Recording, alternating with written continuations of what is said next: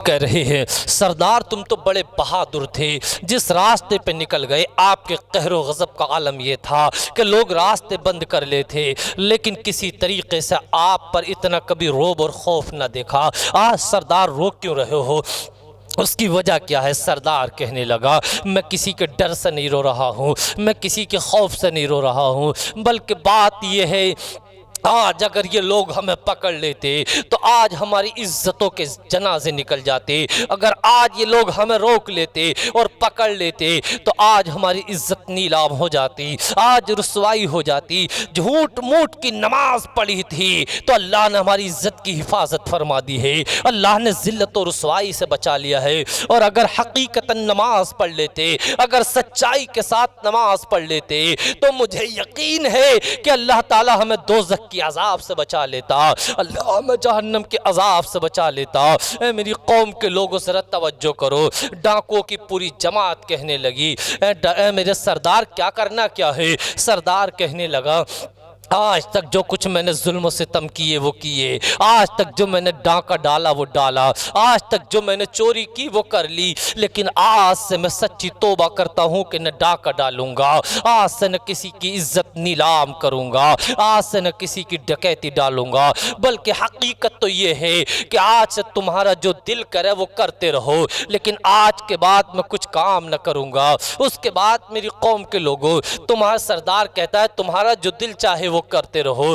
तमाम डाकों की जमात कहती है ऐ सरदार जब चोरी करने में तुम्हारे साथ थे, जब जिनाकारी में तुम्हारे साथ थे, जब बदकारी में तुम्हारे साथ थे, और जब बुरे कामों में तुम्हारे साथ थे, जब जुल्म और सितम करने में तुम्हारे साथ थे, सरदार जब आज नेक काम की बारी आई है, जब आज हिदायत की बारी आई है, जब आज अच्छाई की बारी आई है, तो सरदार तुम्हारा साथ न छोड़ेंगे। तमाम डाकू सरदार के साथ खड़े हो जाते हैं और सच्चे दिल से तौबा करते हैं, और तौबा करने के बाद सच्चे दिल से तमाम के तमाम सिजदारेज हो जाते हैं। अर्ज करते हैं मेरे मालिक तमाम हम्दो सना तेरे लिए, तमाम तारीफ तेरे लिए, तमाम खूबियां मेरे मालिक तेरे लिए।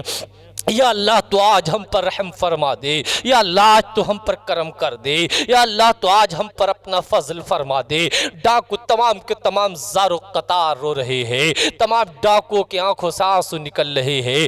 ऐ मेरे कौम के लोगों, डाकू रो रहे हैं, अल्लाह की रहमत बरसती जा रही है, डाकू रो रहे हैं, अल्लाह का करम हो रहा है। देखो तो बनी इसराइल के डाकू थे, उनके रोने का आलम यह था कि जब वो रोए तो अल्लाह अपना करम फरमा दे, जब वो रोए तो अल्लाह अपना रहम फरमा दे। अगर मेरे गौसे आजम रोए तो क्या आलम होगा, मेरे गरीब नवाज रोए तो क्या आलम होगा, और मुस्तफ़ा जाने रहमत रोए तो क्या आलम होगा। बरेली के कलंदर पुकार कर कहते हैं, बरेली के कलंदर पुकार कर कहते हैं, मेरी कौम के लोग पुकार कर कहते हैं वल्लाह क्या जहन्नम अब भी न सर्द होगा। रो रो के मुस्तफ़ा ने दरिया बहा दिए हैं, रो रो के मुस्तफ़ा ने दरिया बहा दिए हैं। मेरी कौम के लोगों, अपने गुनाहों को याद करके रोया करो, अपनी खताओं को याद करके रोया करो, अपनी जुर्मों को याद करके रोया करो, अल्लाह की बारगाह में रोया करो, जहन्नम को याद करके रोया करो, अपनी कब्र की वादियों को याद करके रोया करो,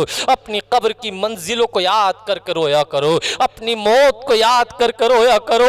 इसलिए कि मौत बहुत सख्त चीज़ है, मौत बहुत ख़तरनाक चीज़ है। मेरी कौम के लोगों, ये मौत है कि न जाने कितने पहलवानों को इसने ज़मीन से उठाकर ज़मीन के नीचे पहुंचा दिया है।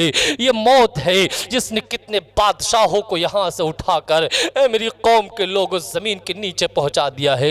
न जाने कितने बादशाह इस दुनिया में आए, न जाने कितने पहलवान और ताकतवर इस दुनिया में आए, लेकिन आज उनका कोई नाम लेने वाला नहीं है, लेकिन आज उनका नाम और निशान मिट गया है, आज उनका कोई नाम लेने वाला नहीं है। ऐ मेरी कौम के लोगों, इसलिए खुदा को याद करो, अपनी कब्र की तैयारी करो, अपनी मौत की तैयारी करो, मैदान महशर की तैयारी करो।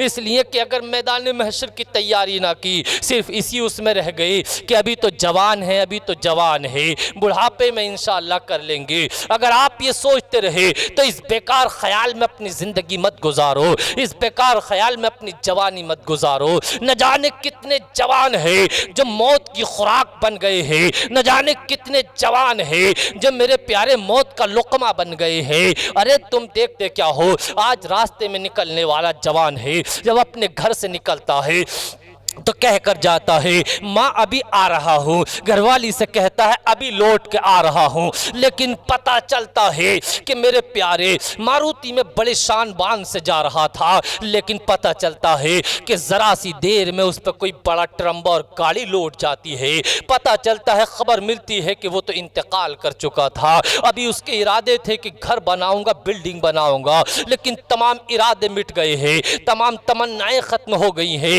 इस मौत से मुकाबला करने की कोशिश मत करना, इस मौत से मुकाबला करने की कोशिश मत करना, इस घमंड और तकब्बुर में जिंदगी मत गुजारना कि मैं अभी बहुत दिनों तक जिंदगी में जिंदा रहूंगा, अभी मैं बहुत ज़माने तक जिंदा रहूंगा। अरे फिरौन और कारून भी तो यही समझते थे। फिरौन की दौलत मिट गई, फिरौन की हुकूमत मिट गई, कारून ने जो जन्नत बनाई थी उसकी सैर करने के लिए ना मिली। ऐ मेरी कौम के लोगों, न जाने कितने आए और कितने मिट गए, कितने आए और कितने चले गए, लेकिन बाकी वो रहता है जो अल्लाह को याद करता है, बाकी वो रहता है जो अपने गुनाहों से सच्ची तौबा करता है, बाकी वो रहता है जो दीन का काम करता है, बाकी वो रहता है जो शरीयत पर अमल करता है।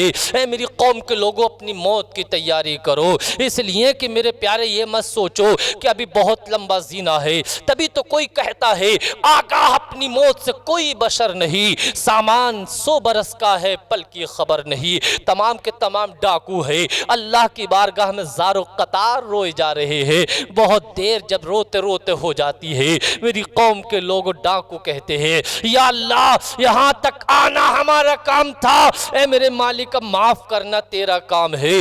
तमाम डाकुओं की तौबा कबूल हो जाती है और तमाम डाकू सच्चे दिल से तौबा करके अल्लाह के नेक बंदे बन जाते हैं। ए मेरी कौम के लोगों, ज़रा ये देखो कि इंसान अगर सच्चे दिल से तौबा करता है तो इंशाअल्लाह ताला मेरी कौम के लोगों अल्लाह भी उस पर रहम करम फरमाता है। आज हालात बिगड़ते चले जा रहे हैं, आज हालात बेकाबू होते चले जा रहे हैं। ये जो नौजवान हैं अपने माँ बाप का कहना मानने तैयार नहीं है, ये उस पाप को भूल जाता है कि जिस बाप ने अंधेरे और उजाले में कमाया इसके लिए, जिस बाप ने 18 साल तक इसको पढ़ाया लिखाया, उसके बाद इसको शादी कर दी, लेकिन ये जवान है, अपने बाप से आंखें मोड़ लेता है, अपनी माँ से मुंह मोड़ लेता है, न बाप की तरफ निगाह उठा के देखता है, न माँ की तरफ निगाह उठा के देखता है। इसे पता नहीं इसकी माँ कहाँ गई, इसकी बाप कहाँ गए, बस ये जोरू का गुलाम बन जाता है। ऐ मेरी कौम के लोगों, अगर तुमसे तुम्हारे वालिदैन नाराज हो गए तो जान लो कि हुजूर भी नाराज हो गए और अल्लाह भी नाराज हो गया। जब तक तुम वालिदैन को राजी ना करोगे, इनकी खिदमत ना करोगे, तुम दुनिया में कामयाब ना हो सकोगे, तुम आखिरत में कामयाब ना हो सकोगे। आज का नौजवान ये समझता है कि मेरे मुझ पर जवानी क्या आ गई है, अब मुझे कोई चीज़ नहीं हिला सकती है। आज का जवान ताकत में नशे में ये सोचता है कि मेरी ताकत के बलबूता है, मुझे ताकत है, मुझे कोई परेशानी नहीं आएगी। न जाने कितने नौजवानों को हमने तड़पता हुआ देखा है, न जाने कितने नौजवानों को हमने रोता हुआ और ज़ारो कतार रोता हुआ देखा है। अपनी जवानी पर घमंड मत करो, अपनी इस ताकत पर घमंड मत करो, इसलिए कि दुनिया के मुसाफिर मंजिल तेरी कब्र है, तय कर रहा है जो तू 2 दिन का ये सफ़र है, इसलिए कि मौत की तैयारी करो, अपनी कब्र की तैयारी करो। ये नौजवान है, आज नौजवान ये बाप ने जो 50 साल में इज्जत बनाई थी, मुआशरे और ख़ानदान में जो बाप ने इज्जत बनाई थी, बाप की इज्जत को 2 मिनट में नीलाम करने तैयार हो जाता है। एक लड़की से सिर्फ एक बार इसकी आंख है क्या मिलती है, ये कहता है मैं तो उसी से शादी करूंगा, मैं तो उसी के साथ रहूंगा।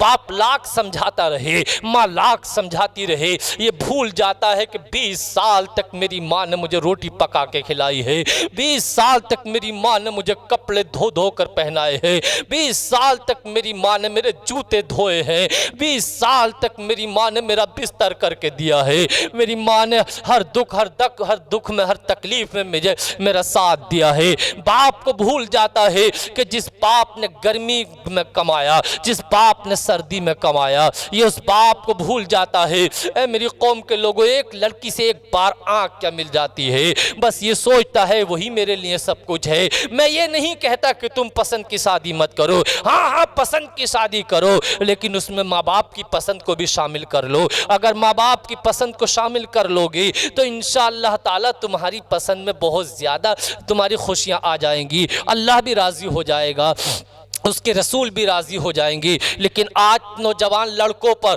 और नौजवान लड़कियों पर इश्क व मोहब्बत का और प्यार का वो भूत चढ़ा है कि सब कुछ भूल जाते हैं। ऐ मेरी कौम के लोगों, ये दुनियावी इश्क कोई चीज़ नहीं है, ये दुनियावी प्यार और मोहब्बत धोखा है। सिर्फ इस धोखे में ना रहो, माँ बाप की इज्जत को दाव पे मत लगाओ, ख़ानदान की इज्जत को दाव पे मत लगाओ। अगर तुमने माँ बाप की इज्जत को दाव पे लगाया, अगर तुमने किसी दूसरे की इज्जत को दाव पे लगाया, तुम भी कभी इज्जत ना पाओगे, तुम भी कभी मुआशरे में कामयाबी ना पाओगे। ऐ मेरी कौम के लोगों, पहले का ज़माना था, आज मेरे प्यारे हालात ऐसे हो रहे हैं। पहले का ज़माना था, एक जवान था, किसी औरत पर आशिक हो गया। अब जब किसी औरत पर आशिक हो गया तो मेरे प्यारे उस औरत के पास ख़त भेजा कि मैं तुमसे मुलाकात करना चाहता हूँ, ऐ मेरी माशूक़ा मैं तुमसे मिलना चाहता हूँ। अब वो बेचारी औरत शादीशुदा थी, अपने शोहर से, मेरे प्यारे बड़ी नेक औरत थी, उसका शोहर भी बड़ा दीनदार और बड़ा नेक था।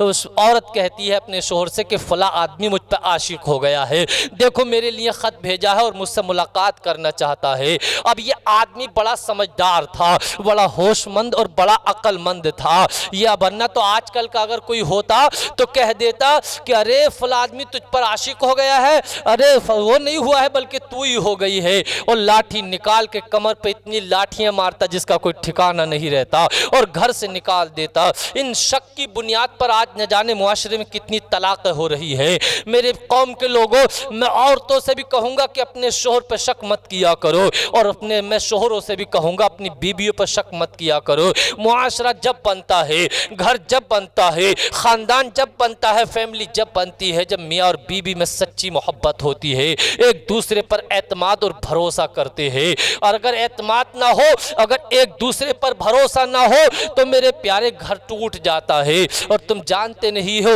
अगर तलाक का नंबर आ जाए, मियाँ बीवी के अलग होने का नंबर आ जाए, तो सिर्फ दो लोग अलग नहीं होते हैं बल्कि दो घर अलग हो जाते हैं, दो ख़ानदान अलग हो जाते हैं, दो बस्तियां टूट जाती है। हरगिज़ ऐसा काम मत कीजिए, अपनी बीवियों पर एतमाद रखिए, अपनी बीवियों पर भरोसा रखिए। ऐ मेरी कौम के लोगों, तवज्जो करने की ज़रूरत है। ये बीवी कहती है मेरे शोहर फ़ला आदमी मुझ पर आशिक हो गया है, वो मुझसे मुलाकात करना चाहता है, अब तुम बताओ तुम्हारी क्या राय है। ये शोहर कहता है मैं क्या बताऊं, तुम बताओ तुम्हारी क्या राय है। कहा ठीक है फिर मेरे ऊपर छोड़िए, मैं इसको निपटाती हूँ। ये औरत जो है पलट कर ख़त लिखती है और ये कहती है ऐ नौजवान, अगर तुम मुझसे मुलाकात करना चाहता है तो एक शर्त है। कहा बताओ क्या शर्त है। कहा शर्त ये है कि तुम्हें मस्जिद के इमाम के पीछे तकबीर उला के साथ 40 रोज़ तक नमाज़ें पढ़नी होंगी, 40 दिन तक नमाज़ें पढ़नी होंगी, और 40 दिन के बाद तुम मेरे पास आ जाना। ये नौजवान जब इस खत को देखता है तो खुशी के मारे उछल जाता है और कहता है ये तो बहुत आसान काम है, 40 दिन तक नमाज पढ़ना कोई मुश्किल काम नहीं है, कोई बहुत मुश्किल काम नहीं है। ये फौरन से पहले उसी दिन से नमाज पढ़नी शुरू कर देता है। 1 दिन 2 दिन 4 दिन 5 दिन होते हैं, 40 दिन तक नमाज पढ़ता रहता है। जब 40 दिन नमाज पढ़ते पढ़ते हो जाते हैं, मेरे प्यारे वो औरत वादे के मुताबिक खबर भेजती है कि उस नौजवान से कहो कि वह मुझसे मुलाकात कर सकता है। वो नौजवान जब इस खबर को सुनता है वो कहता है मैं किसी औरत को नहीं पहचानता, मैं किसी औरत को नहीं जानता, बल्कि मेरे दिल में तो अब दुनिया का कोई मोहब्बत नहीं है, दुनिया का कोई प्यार नहीं है, बल्कि मेरे दिल में तो अब मेरे रब का प्यार आ गया है, बल्कि मेरे दिल में तो अल्लाह की मोहब्बत आ गई है। अब मेरे रब के सिवा मुझे, मैं किसी को नहीं जानता हूँ। अल्लाह अकबर। ये नमाज की बरकतें थी, ये नमाज की बरकतें थी कि एक ऐसा दुनियादार नौजवान जो किसी औरत के पीछे अब तक भाग रहा था लेकिन अल्लाह का नेक बंदा हो गया है। ऐ मेरी कौम के नौजवानों, अगर तुम्हें कुछ पक्का इरादा ही करना है, अगर तुम्हें कुछ करना ही है तो अपने सरों को सीधों में रख दो, वरना तो आजकल के नौजवान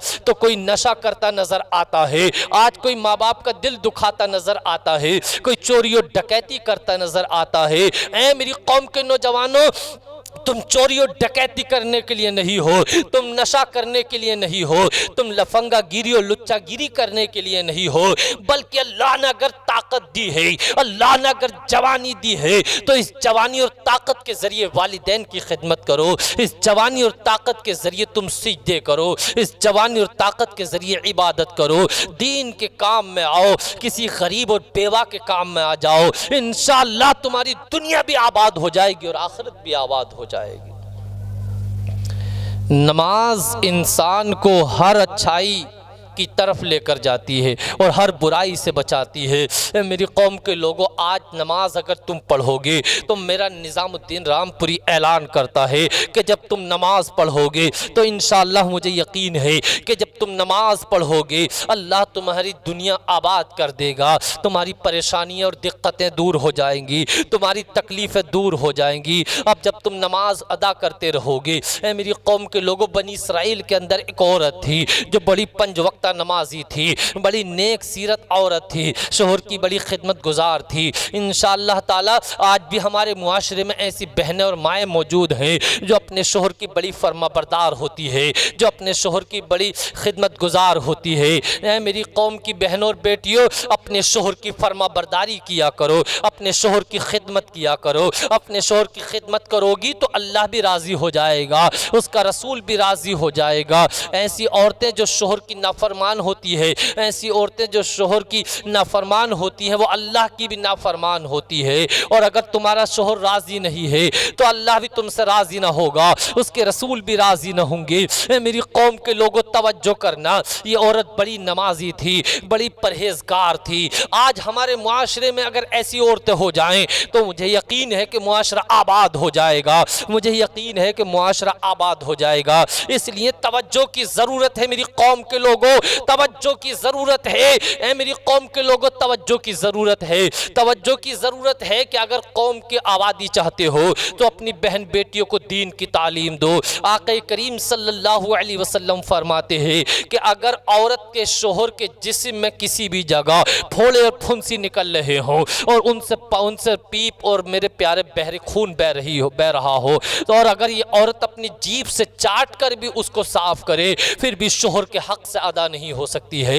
अल्लाह के हबीब मुस्तफ़ा जान रहमत फरमाते हैं कि अगर मैं दुनिया में अल्लाह के सिवा अगर किसी को सिजदा करने की इजाज़त देता तो मैं औरतों को इजाज़त देता कि वो अपने शोहर को सिजदा करें। देखो शोहर का मकाम कितना बड़ा है, देखो शोहर का मर्तबा कितना बड़ा है। लेकिन आज की औरतें अलावा फैशन करने के अलावा आज की औरतें अलावा फैशन करने के औरतें तो ये समझ रही है हमारा दुनिया में आने का कोई मकसद नहीं है, हमारा दुनिया में आने का तो सिर्फ यही मकसद है। और मेरे प्यारे कपड़ों का तो ये हाल बना दिया है, ये हाल बना दिया है कि पूरा घर पटा पड़ा है।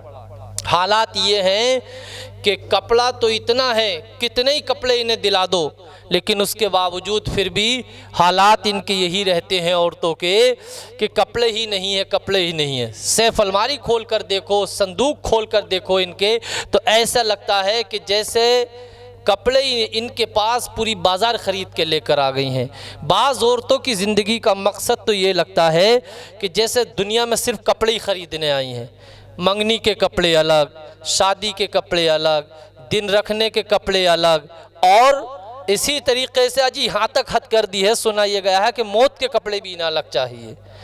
बताइए, अरे कपड़े कपड़े, हमारी बुज़ुर्ग ख़ातूनों को देखो मेरे प्यारे, कैसी उन्होंने ज़िंदगी गुजारी थी कि पैबंद लगा लगा कर कपड़े पहन लेती थी। अगर कपड़े फट गए तो कहीं से मेरे प्यारे नए कपड़ों की ख्वाहिश नहीं थी, बल्कि पैबंद लगा लगा कर कपड़े पहन लेती थी। आज की औरत के पास अगर 50 जोड़ी भी कपड़े हैं तब भी उसे कम है। शोहर बेचारा कहीं भी भागा फिरता रहे, कहीं कितनी कम कमाई हो, लेकिन इसे महीने में जोड़ा चाहिए, इसे मंगनी का जोड़ा अलग चाहिए। और शादी में 1-2 जोड़े से काम नहीं चलता है, शाम का जोड़ा अलग चाहिए, और फिर 2-4 घंटे के बाद का अलग जोड़ा चाहिए, और मेरे प्यारे जो है चोटी सेरे का जोड़ा और चाहिए, और दुल्हा की रुखसती के वक्त का जोड़ा और चाहिए, और जब दुल्हन की रुखसती हो उसका जोड़ा अलग चाहिए। ऐसा लगता है कि इन बहन बेटियों का मकसद ही दुनिया में आकर कपड़े बदलना और कपड़े खरीदना है। हरगिज़ ऐसा नहीं है। मेरी कौम की की लोग, ऐ मेरी कौम की बेटियों,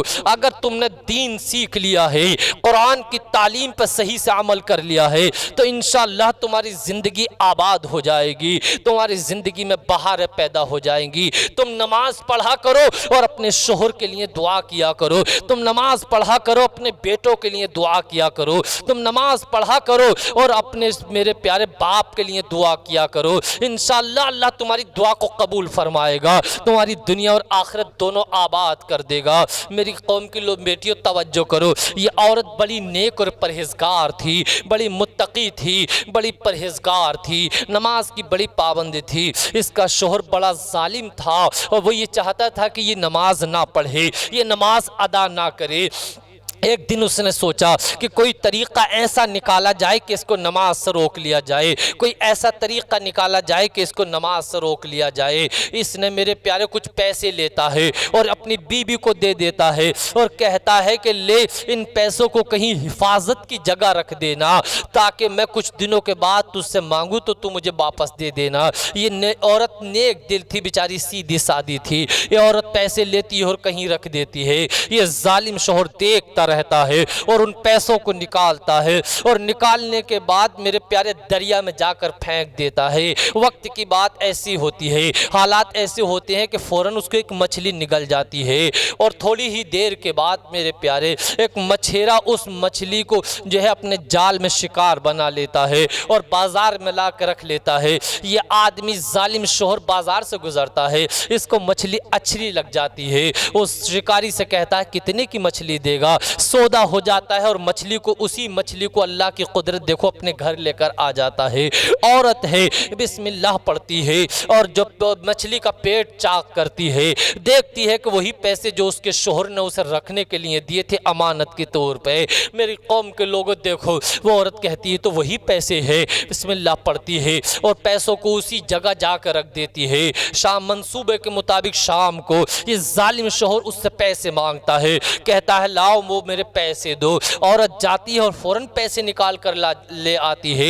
ये जालिम समझ गया, हैरत में पड़ गया, मैंने तो पैसे दरिया में डाल दिए थे। ये हैरत ताज्जुब में पड़ गया, मैंने तो पैसे दरिया में फेंक दिए थे जहाँ से कोई इंसान आसानी से निकाल नहीं सकता है। ये पैसे आ कहाँ से गए। समझ कहता है कि औरत की कोई ना कोई चालाकी है, औरत की कोई ना कोई चाल है। ये बहुत परेशान हो जाता है। इसी के घर में एक तंदूर जलता हुआ होता है, गुस्से में आता है और गुस्से में आने के बाद औरत को मेरी कौम के लोगों, औरत को मेरी कौम के लोगों, औरत को पकड़ता है और उस आग के जलते हुए तंदूर में डाल देता है। जब औरत को जलते हुए तंदूर में डालता है मेरी कौम के लोगों, वो औरत अल्लाह की बारगाह में अर्ज़ करती है मेरे मालिक तमाम हम्द व सना तेरे लिए, तमाम तारीफ़ तेरे लिए, तमाम खूबियाँ तेरे लिए। ए मेरे मालिक आज तक तेरी इबादत करती रही, आज तक तेरा नाम लेती रही, आज तक तुझको पुकारती रही। इस जालिम शोहर के रोकने से न रुकी, जमाने के रोकने से न रुकी, आज तक तेरा नाम लेती रही। ऐ मेरे मालिक अपने नाम की बरकत से आज मुझे बचा ले, आज नमाज की बरकत से मुझे बचा ले। औरत दुआ कर रही थी, अल्लाह का हुक्म होता है कि आग फौरन ठंडी हो जाती है और औरत सही और सलामत उसके अंदर से निकल कर आ जाती है। ऐ मेरी कौम के लोगों, ये नमाज की बरकत थी कि अल्लाह ताला ने नमाज की बरकत से इस औरत को सही और सलामत बचा दिया है। अगर तुम भी नमाज की पाबंदी कर लोगे, तुम भी नमाज पढ़ोगे तो इंशाअल्लाह ताला अल्लाह तुम्हारी ज़िंदगी को आबाद फरमा देगा, अल्लाह तुम्हें आबाद फरमा देगा। नमाज को क़ज़ा मत किया करो मेरी बहनों, नमाज को क़ज़ा मत किया करो, नमाज को पाबंदी से पढ़ा करो। पिछले मेरे प्यारे नमाज की पाबंदी किया करो। एक नौजवान लड़की का इंतकाल हो जाता है, जब एक नौजवान लड़की का इंतकाल हुआ तो उसके घर वालों ने तजहीज़ व तकफीन का इंतज़ाम करना शुरू कर दिया। ऐ मेरी कौम के लोगों, मौत जवानों को भी आ जाएगी, मौत बूढ़े को भी आएगी, मौत बच्चों को भी आएगी। मौत न कभी बच्चों को छोड़ती है, मौत न कभी नौजवान को छोड़ती है, मौत न किसी बादशाह को छोड़ती है। मौत सबको आके रहेगी, एक दिन मरना है, आखिर मौत है। कर ले जो करना है आज, आखिर मौत है। ऐ नौजवानों, अपनी जवानी पर मत इतराओ, ताकतवरों अपनी ताकत पर मत इतराओ। ऐ मेरी बहन बेटियों, अपने हुस्न और खूबसूरती पर मत इतराती फिरो। ये तुम्हारी खूबसूरती मिटा दी जाएगी। ए नौजवानों, तुम्हारी जवानी मिटा दी जाएगी, तुम्हारा कोई नाम लेने वाला ना होगा। ए बादशाहों, ए दौलतमंदों और ज़मींदारों, तुम्हारी दौलत को मिटा दिया जाएगा, तुम्हारी ज़मीन को मिटा दिया जाएगा, तुम्हारा कोई नाम लेने वाला भी ना होगा और तुमको कब्र की मंजिलों में उतार दिया जाएगा। ए मेरी कौम के लोगों, तवज्जो करो, इस नौजवान लड़की का इंतकाल हो गया है। आज हमारी नौजवान बेटियों का हाल ये है कि आज देखा ये जा रहा है कि बेपर्दा होकर मार्केटों में घूम रही है, बेपर्दा होकर देखा जाता है मुआशरे में इधर उधर भागी फिर रही है। और अगर शादी का मौका आ जाए तो ऐसा लगता है कि जैसे किसी भैंस या किसी गाय को अगर खोल दिया जाए, जो हमेशा खूंटे से बंधी रहती है, तो रोके से नहीं रुकती है, इधर उधर भागी फिरती है। इसी तरीके से लड़कियों के हाल हो गए हैं कि शादी ब्याह के मौके पर ऐसे थिरकती फिरती है, कभी यहाँ कभी वहाँ, कभी ऊपर कभी नीचे, कभी इस कोने पे तो कभी उस कोने पर। ऐसा लगता है कि जवान आदमी इनके सामने पस्त पड़ गए हैं। इस तरीके से भागी फिरती है और मुआशरा और समाज इस तरफ जा रहा है। जो बेटी हमेशा पर्दे में रहती है, जो बेटी हमेशा दुपट्टा ओढ़ कर रहती है, लेकिन जब शादी का मौका आता है, जब मंगनी का मौका आता है, वही नौजवान लड़की जो अभी तक पर्दे में थी, जो अभी तक दुपट्टे में थी, जो अपनी हया को संभाले हुए थी, शादी के मौके पर अपने दुपट्टा उतार देती है, बाल खोल लेती है, तमाम लोगों के सामने बेहयाई के साथ घूमती है। ए मेरी कौम के लोगों, ये शादी ब्याह के मौके पर जो तुम्हारे घर में नौजवान लड़के नजर आते हैं, ये लुच्चे और लफंगे तुम्हारी बेइज्जत को दांव पे लगा देंगे। अपनी बेटियों को पर्दा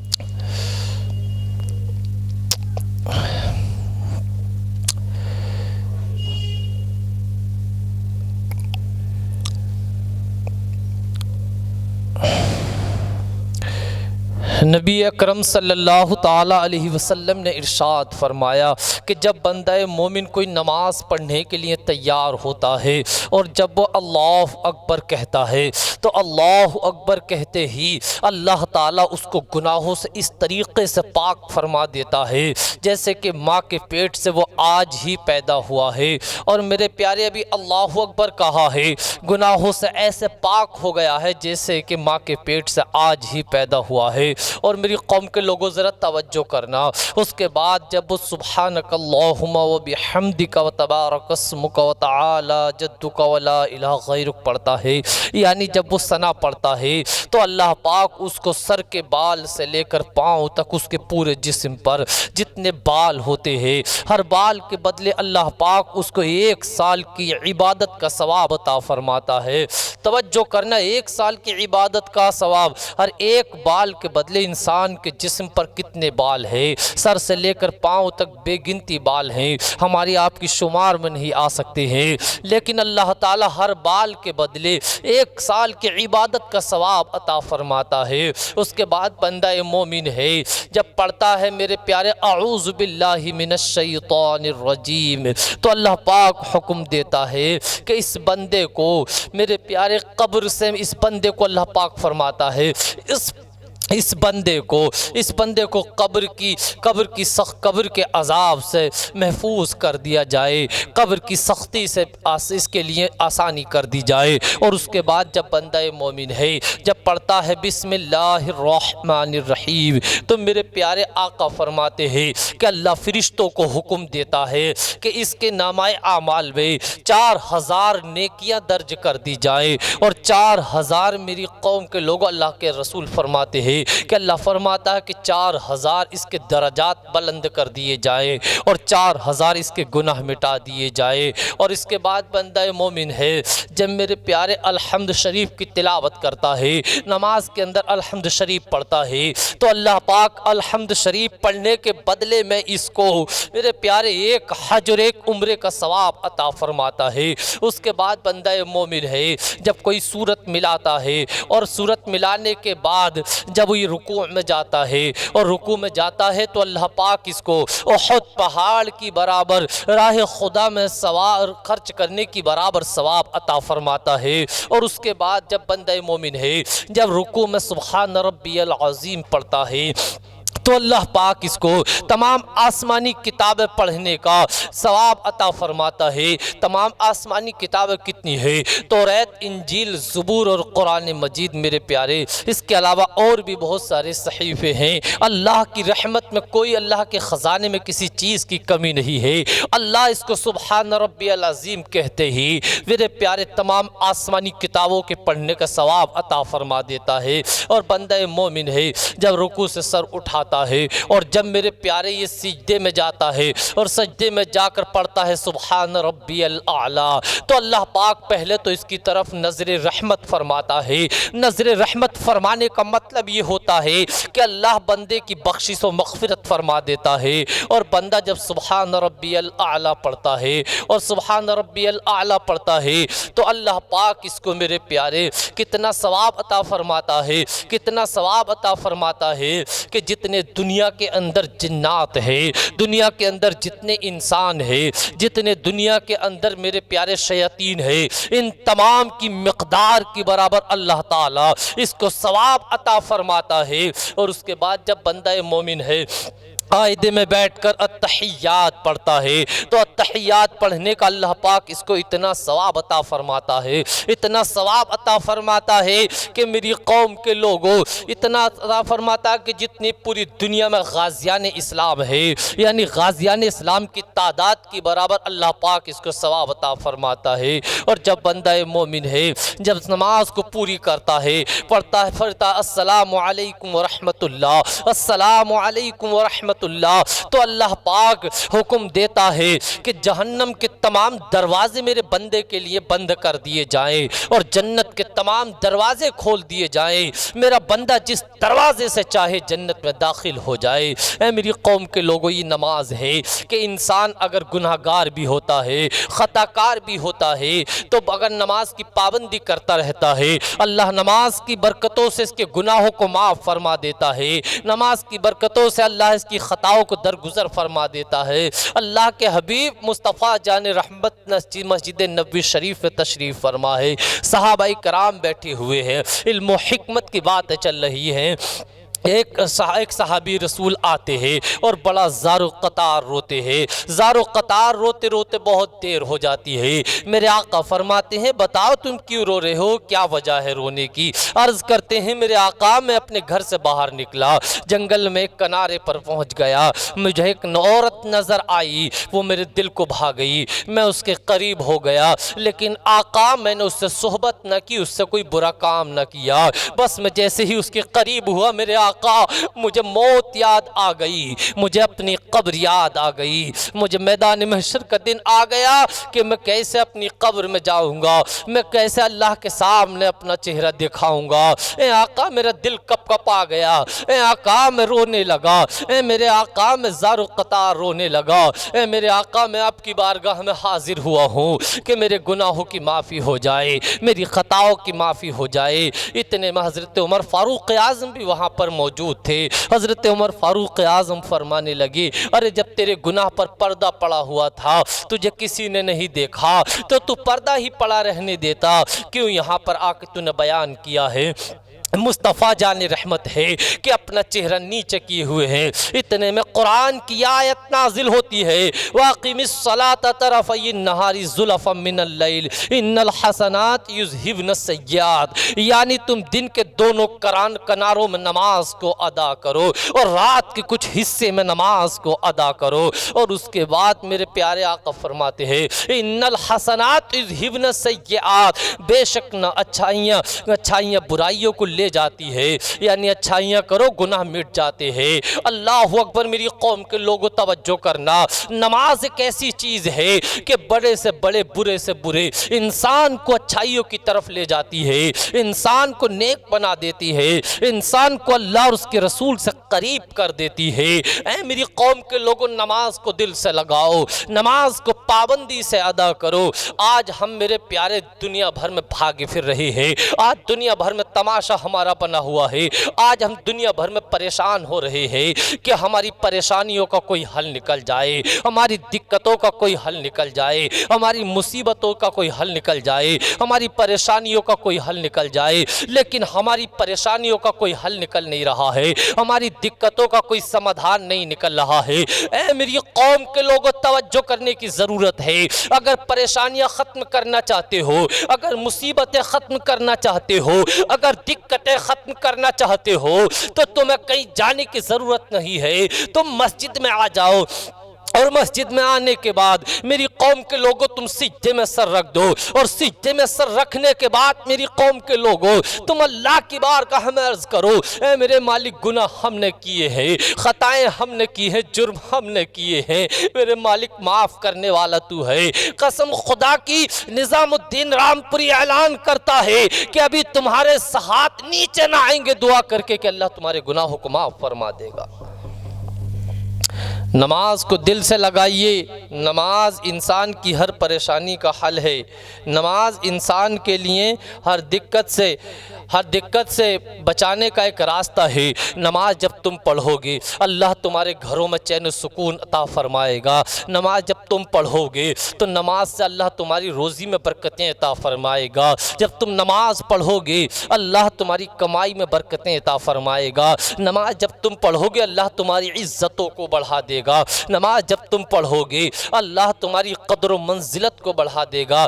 आज हमारे दिलों से खौफ खुदा निकल गया है, इसी वजह से हमें आज हर जगह जाकर डर लगता है। अभी चंद दिन पहले सुना गया, जिस बस्ती में जाएं, जहां जाकर सुने कि ड्रोन से चोर आ रहे हैं, चोरी करना चाहते हैं। आज लोग पूरी रात नहीं सो रहे थे, किस वजह से कि चोर आ जाएंगे, माल चुरा के ले जाएंगे। मैं ये कहना चाहूँगा, चोर सिर्फ तुम्हारा माल चुरा कर ले जाएंगे, लेकिन अगर नमाज ना पढ़ोगे और शैतान तुम पर हावी हो गया तो हो सकता है वो तुम्हारा ईमान चुरा कर ले जाए। ऐ मेरी कौम के लोगों, तवज्जो करो। नमाज तुम्हारी जान की भी हिफाजत करती है, नमाज तुम्हारे माल की भी हिफाजत करती है, नमाज तुम्हारी इज्जत की भी हिफाजत करती है, नमाज तुम्हारी दुनिया भी आबाद कर देगी, नमाज तुम्हारी आखिरत भी आबाद कर देगी। नमाज को दिल से लगाइए, नमाज को अपने करीब लेकर आइए, नमाज को पाबंदी से अदा करते रहिए। इंशाअल्लाह दुनिया भी आबाद होगी और आखिरत भी आबाद होगी। पहले किसी ज़माने की एक बात गुजरती है, ऐ मेरी कौम के लोगों, ज़रा तवज्जो करना। एक डाकुओं की जमात है, चोरी करने के लिए एक बस्ती में चले जाते हैं। जब एक घर में दाखिल होते हैं और चोरी करना चाहते हैं, घर वाले लोग बेदार हो जाते हैं। जैसे ही घर वाले बेदार हुए, ये चोरों की जमात वहाँ से भागना शुरू कर देती है। और जब चोरों की जमात वहाँ से भागना चाहती है, मेरी कौम के लोगों तवज्जो करना, ये चोरों की जमात जब यहाँ से भागना चाहती है तो घर वाले लोग उठ जाते हैं, महल्ले में शोर मच जाता है, बस्ती के लोग बेदार हो जाते हैं। तमाम बस्ती के लोग जब बेदार हुए और इनके पीछे पड़ गए, चोरों की जमात कभी इस रास्ते पे, कभी उस रास्ते पे, कभी इस गली में, कभी उस कूचे में, इधर उधर भागते रहे। लोग इनका पीछा नहीं छोड़ने वाले हैं। आखिर उस रास्ते पर पहुंचते हैं जिस रास्ते पर मस्जिद होती है। मस्जिद का दरवाज़ा खुला हुआ है और ये लोग वहां जाकर मस्जिद में दाखिल हो जाते हैं। जल्दी से झूठ मूठ की नमाज की नियत बना के सब लोग खड़े हो जाते हैं। डाकुओं का सरदार है कि चोरों के आगे खड़ा हो गया और तमाम डाकू उसके पीछे मुक्तदी बन के खड़े हो गए। महल्ले के लोग तलाश करते करते आए। जब तलाश करते करते आए तो मेरे प्यारे देखा कि मस्जिद में कुछ लोग नमाज पढ़ रहे हैं। लोग आपस में कहने लगे, ये चोर नहीं है बल्कि ये तो नमाज पढ़ने वाले हैं। और लोग कुछ देर बातचीत करके यहाँ से चले जाते हैं। डाकुओं का सरदार ज़ारुल कतार रोने लगता है, उसकी आंख भीग जाती है। लोग कहने लगे, उसके साथ ही डाकू कहने लगे, सरदार तुम तो बड़े बहादुर थे, सरदार तुम तो बड़े बहादुर और बड़े पहलवान थे, बड़े हिम्मत वाले थे। तुम्हारी आंखों में कभी आंसू न देखा, तुमने बड़े जुल्म सितम किए, तुमने बड़े कहर ढाए, तुमने न जाने कितनी जानें लूटी, न जाने तुमने कितनी आबरुओं को लूट लिया, न जाने तुमने कितने घरों के माल को लूट लिया, लेकिन तुमने